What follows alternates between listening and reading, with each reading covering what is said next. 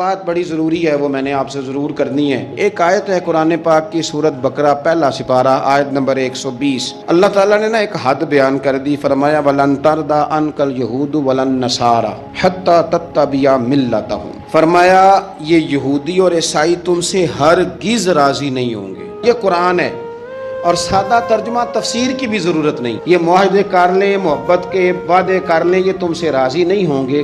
کب راضی ہوں گے؟ حتیٰ تتبع ملتہم، یہاں تک کہ تم ان کے دین کی پیروی کرنے لگ جاؤ۔ میرا جب پہلی دفعہ پاسپورٹ بنا تو میں نے سارا پڑھا، کتابیں پڑھنے کا شوق تھا شروع سے۔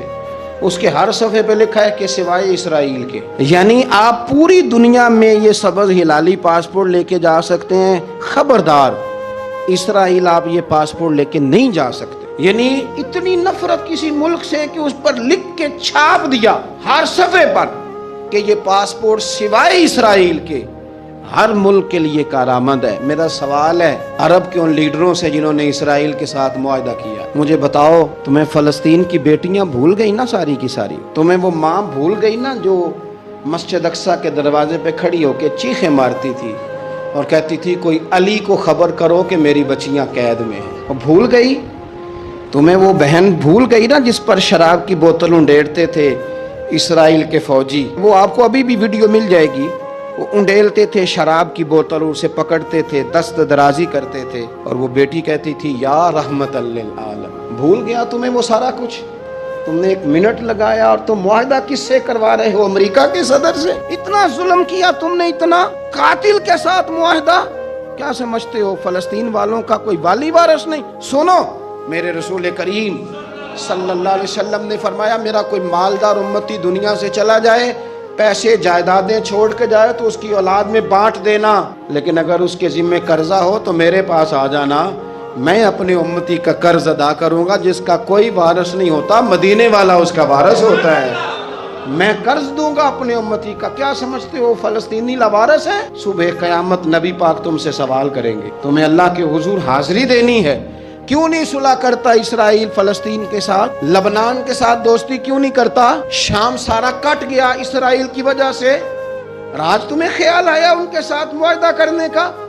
ہمیں سبق پڑھاتے ہو خدا سے ڈرو، اور پھر اقبال کہتے ہیں مسلمانوں سے مایوس نہ ہونا، حکمرانوں سے زیادہ امیدیں بھی نہ لگانا۔ وہ جو چھوٹے چھوٹے لوگ نکلے تھے نا صحرا سے، بظاہر غریب تھے، بظاہر ان کے پاس مال نہیں تھا، وہ خالد بن ولید جیسے، وہ سعد بن ابی وقاص جیسے، بظاہر ان کے پاس زیادہ اسلحہ نہیں تھا۔ اقبال کہنے لگے مایوس نہ ہونا، یہ نہیں کہنا بن کچھ نہیں سکتا، فرمانے لگے رات میں نے سنا ہے فرشتے آپس میں باتیں کر رہے۔ واہ اقبال، تیرا بھی انداز کتنا نرالا ہے۔ کہنے لگے رات فرشتے آپس میں باتیں کر رہے تھے، میں نے سن لی ہیں۔ بھلا وہ کیا کہہ رہے تھے؟ یہ سارے لوگ نا خالد بن ولید، سعد بن ابی وقاص، یہ صحرا کے رہنے والے تھے، اور اس وقت کی سب سے سپر پاور روما کہلاتی تھی، الٹ پلٹ کے رکھ دی ساری رومی سلطنت۔ تو اقبال کہنے لگے رات فرشتے آپس میں باتیں کر رہے تھے کہ سنا ہے پاکستان کے، ہندوستان کے مسلمان جوان مایوس ہو گئے۔ کہنے لگا نہ مایوس ہونا، نکل کے صحرا سے، جس نے روما کی سلطنت کو الٹ دیا تھا، نکل کے صحرا سے۔ گرمی دیکھو اس شیر کی، ولولہ دیکھو اس مرد کا جو مصور پاکستان ہے، نکل کے صحرا سے جس نے روما کی سلطنت کو الٹ دیا تھا۔ سنا ہے میں نے یہ قدسیوں سے، وہ شیر پھر ہوشیار ہوگا۔ وہ کل باتیں کر رہے تھے کہ بہت سارے ان میں سے پھر جاگ گئے اور بڑی جلدی وہ بلاک بنائیں گے۔ سنا ہے میں نے یہ قدسیوں سے کہ وہ شیر پھر ہوشیار ہوگا، وہ آئے گا میدان میں، نکلے گا، اور انشاءاللہ یہی چراغ جلے گا تو روشنی ہوگی۔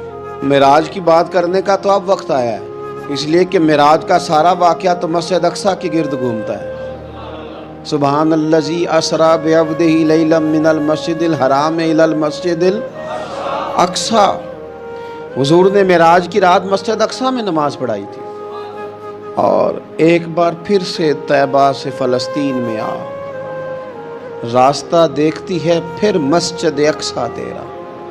ایک بار حضور گئے تھے مکے سے مسجد اقصیٰ، اور پھر حضور فرماتے ہیں جب میں واپس گیا نا تو کفار نے جو کہ مسجد اقصیٰ دیکھی ہوئی تھی تو مجھ سے پوچھنا شروع کر دیا کہ مسجد اقصیٰ کی کھڑکیاں کتنی ہیں، دروازے کتنے ہیں، پلر کتنے ہیں؟ جب انہوں نے سوال جواب کیے تو حضور فرماتے ہیں کہ رب کریم نے مسجد اقصی کو اٹھا کے میرے سامنے رکھ دیا، میں دیکھتا جاتا تھا، بتاتا جاتا تھا، کہہ لوں بات کر لوں۔ ایک دفعہ حضور مکے سے مسجد اقصی آئے اور ایک دفعہ مسجد اقصی میرے نبی کی زیارت کے لیے مکے گئی، حضور کی زیارت کے لیے مکہ شریف گئی۔ او میرے نبی تو صرف کسی چیز کی طرف ایک دفعہ دیکھ لیں تو وہاں رحمت کے پھول کھلتے ہیں، مسجد اقصی کی طرف منہ کر کے 17 مہینے میرے نبی نے نماز پڑھی ہے۔ مسلمانوں پتہ ہی کوئی نہیں، ہماری خبریں ہی اور ہیں، ہمارا درد ہی اور ہے، ہمیں پتہ ہی نہیں بم کہاں برس رہے ہیں، ہمیں یہ خبر ہی نہیں۔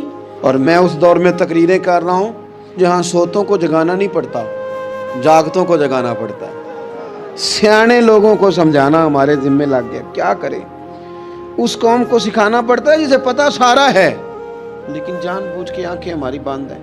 یہ مولوی کو بات کرتا تو لوگ کہتے دیکھو مولوی گالی دیتا ہے، لیکن اگر قائد اعظم محمد علی جناح کہے کہ اسرائیل امریکہ کی ناجائز اولاد ہے تو پھر تو تمہیں ہضم کر لینا چاہیے نا، پھر تو لبرل کو بھی ہضم ہونا چاہیے نا کہ قائد اعظم نے کہا ہے، اور اس ناجائز بچے کو تم نے اتنی طاقتیں دے دی کہ وہ مسلمانوں کے قبلہ اول میں نماز پڑھنے والوں کو بھی نہ بخشے۔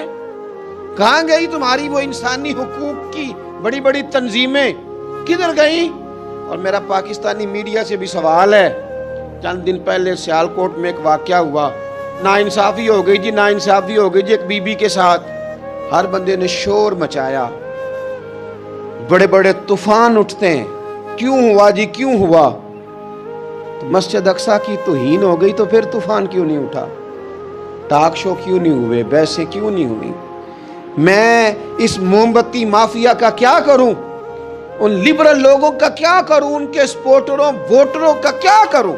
ان سیاسی جماعتوں کے کارکنوں کو کیا نام دوں کہ جو ان فضول بحثوں میں تو وقت ضائع کرتے ہیں، اور وہ مسجد اقصی جس کے بارے میں میرے نبی پاک صلی اللہ علیہ وسلم سے ایک صحابیہ نے پوچھا تھا، یا رسول اللہ مسجد اقصی میں نماز پڑھنا کتنا کو بہتر ہے باقی نمازوں کے مقابلے میں؟ تو حضور نے فرمایا 1000 گنا بہتر ہے۔ بی بی عرض کرنے لگی، سونیا میں جا تو نہیں سکتی، دل بڑا کرتا ہے۔